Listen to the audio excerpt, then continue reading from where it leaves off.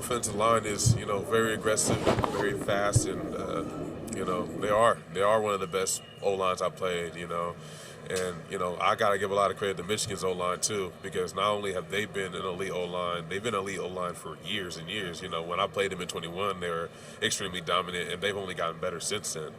So, obviously, like, our offensive line, they do an incredible job of just taking care of Mike and give DJ a lot of lanes. But, Michigan has like a different sort of scheme.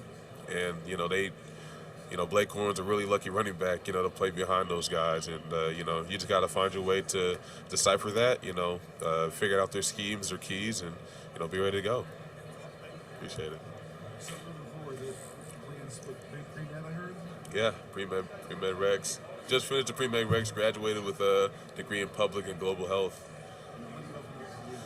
I want to do pediatrics, I want to take care of kids and stuff. So yeah, that's kind of the main goal. And then obviously I want to start doing a little things like internationally in terms of just like shrinking health disparities in certain communities. So lots of work to do after football. Of course, as long as possible. So yeah.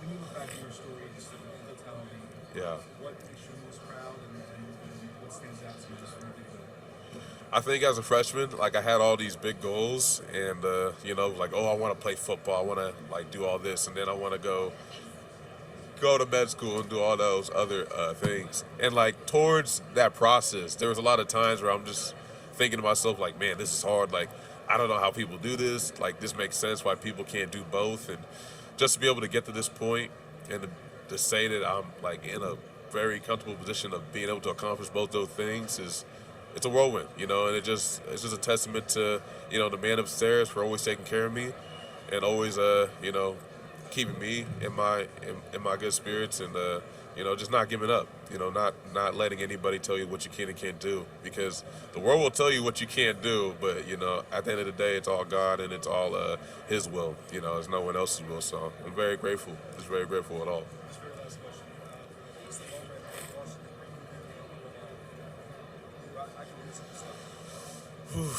I would say the Oregon State game my sophomore year, where I was still a walk-on, and the starting Mike got hurt, and I was literally the only linebacker left, and so I basically had a great game, won like conference player of the week, and I thought like, okay, like I might actually be as good as I think I am. So that was a pretty special moment. Thank you. Hey, Eddie, you mentioned Oregon State, and looking at this year's game against Oregon State, this is a team that came in with a pretty good running back. Yeah. And you guys battled even in the rain. Yeah. What does it take to slow down a good running team? You have to be very precise with your fits. You got to understand every single scheme, because at the end of the day, like when you play like dominant running teams, like they're gonna do their job. Their pulls are gonna be super tight. They're gonna be super crisp, and the running backs aren't just gonna let you get tackled. So, at the end of the day, you got to be able to know what type of schemes you're fitting. You got to know what your D line is doing, and you got to be able to go downhill and play fast. You can't just be stagnant playing back and kind of let things come to you, because that's when they get their yards. And it's always about nipping things in the butt. Don't let things prolong, and don't let drives get elongated, because that's when they get you. So it's always about being disciplined, getting them down immediately, and not letting them gas you. That's going to be a key Monday, isn't it? A huge key, for sure. How much fun was that at the UW? We were down here in Houston, we saw the video, but it was like boys in the boat over again with the crowd sitting you up. How special was that? I mean, it's incredible. It's absolutely incredible, and I've heard stories about what it's like when UW is at its best, and just to be able to see the city send us off that way is special, and it's the reason why I came here, because I love, like, when I say I love Husky Nation, I really do. When I'm watching the old games and I'm seeing like the culture, the '85 Orange Bowl, the '91 Rose Bowl, when you see those games, and you can just tell why there's such a thick culture and a thick, rich love and passion for Husky football here. And, as a player, understanding that, I take a lot of pride in being able to give my best effort and putting my best foot forward, because the fans deserve it, like the city deserves it. This place means the world to me. So, I take it to heart. I really do. Last question for me.